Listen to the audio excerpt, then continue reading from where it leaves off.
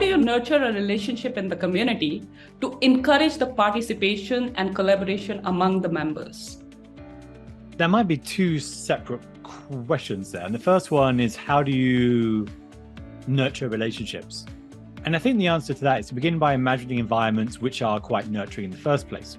I mean, the way we typically think about it is you can try and force it, but I often find these efforts to try and force people to get to know each other with these like icebreaker questions and all that. I think it has good intentions, but it often feels quite cringe-worthy to me. It feels like, comes across as very patronizing, and in a lot of environments, it's just inappropriate. You know, if you're managing a community for like senior executives and you're like, what type of furniture would you be and why? I feel like there's a problem there, right?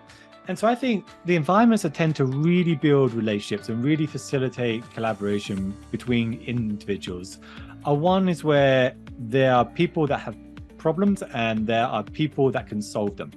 And I think what your role is in those kind of environments is to make a list of problems that people want to solve, which you can easily put together from surveys, interviews, asking members to tell what they need. And then you can make a list of problems that people can solve with the assets and the expertise and the knowledge that they have. And then you can play this great role of just matching the two.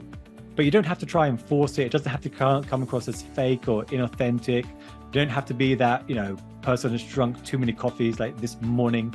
You can be like a very genuine person, because I think the environments that really do nurture these is a way you feel you're with a group of like-minded others that have the same goals as what you have, that have the same maybe levels of experience or ideas as you have. And then you provide this great role of giving them tools and resources to overcome their challenges and achieve their goals. It makes it different. In support communities, it's a little bit different because people have questions and there's a different kind of dynamic. But outside of that use case, I do feel like there's another approach of going about this.